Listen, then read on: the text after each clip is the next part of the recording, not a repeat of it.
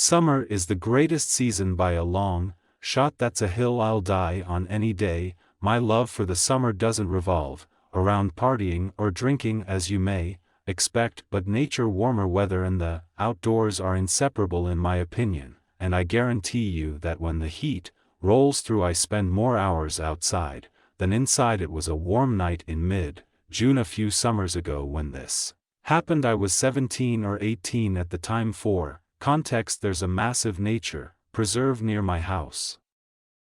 When I say massive, I mean it. It's close to 1,000 acres in size. To this day there are still parts of it that I'm positive I haven't explored. Two of my friends and I agreed to spend a night camping in those woods. Technically camping there was strictly forbidden and borderline illegal, but we figured that there was no chance someone would catch us in this dense forest. We just have to trek as deeply as possible. Chuck was the camping fanatic of the group. I'm telling you, this kid loved cosplaying as a Boy Scout, and probably knew close to 100 different knots. Our other friend Jackson always supplied the drinks if we were sober. He was unhappy. That's just how things went when Jackson was involved. I remember the feeling of the gentle summer breeze blowing through my hair as the three of us packed up Jackson's car. The weather was ideal, not too cold, not too hot. A few beers later the three of us found ourselves lugging camping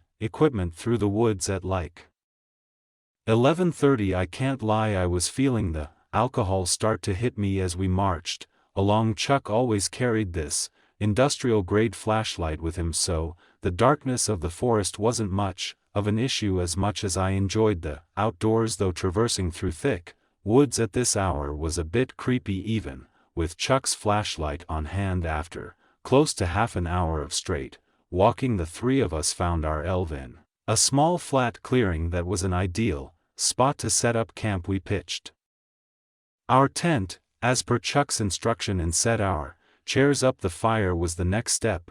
Chuck once again took the lead on this, and after a few more minutes we had a pretty decent fire going. Jackson reached into his bag and tossed me another drink. He then grabbed his JBL speaker and started playing some music. The vibe was perfect, and we must have been talking and drinking for a good 2 hours. We were all pretty drunken at that point, and I could tell the other guys were just about ready to pack it up for the night. Jackson turned the music down and started collecting discarded beer cans. Just then a deafening whistle pierced the silence. I nearly jumped out of my seat, going from drunken haze to high alert in a matter of seconds. I don't know how to describe it. The whistle was abnormally loud but still sounded distant. Jackson quickly shut the speaker off, and the three of us sat in silence as we exchanged concerned looks. I could feel my heartbeat pounding through my chest. We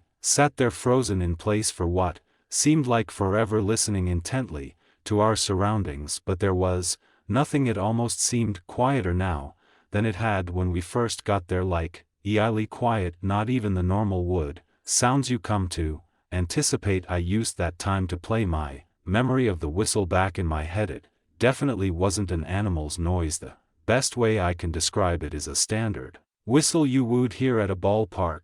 Chuck finally broke the silence, quietly urging us to pack up and leave. Jackson and I disagreed with that plan, though we might risk encountering whoever made the noise, which I was beyond terrified of. It was past 3 a.m. at this point, and encounter this late would only mean trouble. Chuck hypothesized that whoever made that noise was probably aware of our presence, which was a chilling thought. I didn't know what to do. On one hand, staying put violated every survival instinct I had. Packing up and leaving at this hour didn't seem like a much better option either, though we finally agreed to wait it out. I went to put the fire out, but Chuck cautioned me against it, saying that a fire would repel any dangerous animals. Only then did the true gravity of the situation smack me in the face. We were literally miles away from any civilization. It was 3 a.m. and there was an unknown entity somewhere in the darkness. Another 10 minutes or so and we had resumed talking, but at a much lower volume, with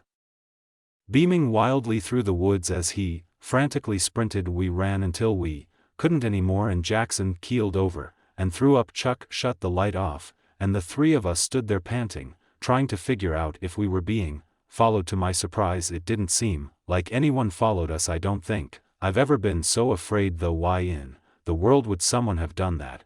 We needed to figure out what to do. Jackson wanted to just find our way out of the woods and never come back, but Chuck was reluctant to leave all of his camping gear behind. Plus, he reminded us the fire was still active. I was dumbfounded. How could he be concerned with forest fires after what had just happened? Eventually, I agreed with Chuck that we should at least check on the site. After all, no one had actually chased us, so there was a slight possibility that whoever threw that firecracker was just playing a cruel prank. Chuck was a navigational expert and was actually able to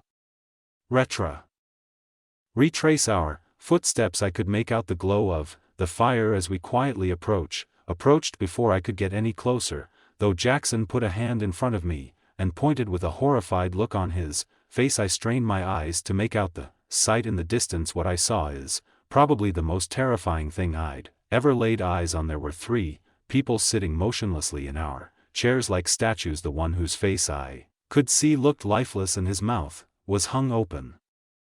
I was afraid to move. What were they even doing? I thought, realizing that they weren't even talking. This was not normal. The 3 of us watched for a little while longer before deciding to back off. We turned to leave, but Jackson's foot clipped a rock, causing him to curse and frustration. Within seconds, the glow from the fire abruptly went dark as if it had been covered with a cloak. It was freakishly fast. We didn't stick around another second. We again sprinted away from the site, but mostly untouched. That is until we got a little closer and noticed the putrid smell coming from Chuck's tent. He unzipped it and we found a dead, rotting rat. It was sickening. I took the hint and haven't been back to that preserve